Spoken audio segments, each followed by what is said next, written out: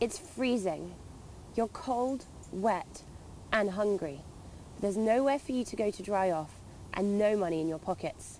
This street is all you've got, and there's no one that will help you. Welcome to Birmingham, the UK's capital for homelessness. My name is Michael. I've been homeless now for 2 years on the streets of Birmingham. In the city centre of Birmingham, I don't know how many homeless people it is, but it is a hell of a lot. And we shouldn't be homeless. A lot of people do come here after a certain time. Underneath it, we have got a car park where people sleep all over the places. This is where I got attacked. In the very centre of Birmingham? Yes, in the middle of here. Michael is by no means alone. In fact, the number of homeless people in Britain has skyrocketed by 25% since 2010, reaching 50,000 people in 2012, the biggest spike in the city of Birmingham. You don't know who could be going through your pockets, who could be walking past you. I mean, you could be sleeping next to a wall, some druggie could come up, throw up all over you. I mean, it's horrible.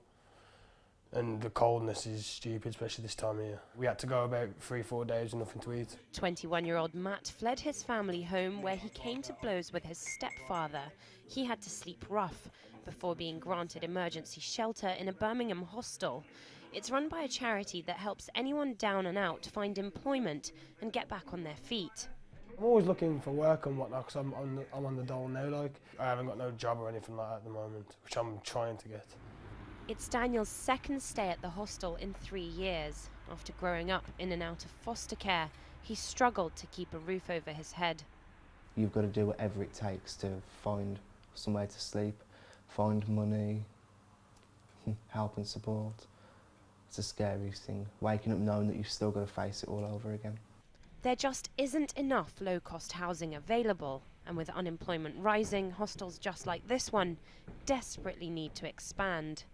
The figures from the local authority of people presenting as homeless have increased on average by about 400% a month.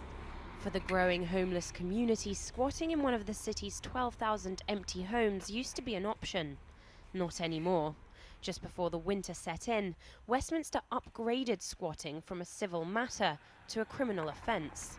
Predictions that it would translate to more rough sleepers on the streets came true. There are a lot of deprived areas in Birmingham. There are a lot of people that don't have work in Birmingham, and I suppose with it being such, at one time, an industrialised centre, there are working class families, but those jobs just don't exist anymore, so I suppose that the poverty is just sort of breeding further poverty. And there is a big mix of people in Birmingham. The population's expanding, the housing stock isn't. You know, it's reached that point where it's just spilling over and can't cope anymore. And with more government budget cuts kicking in after April, many more Britons are predicted to slip through the net as the housing crisis escalates.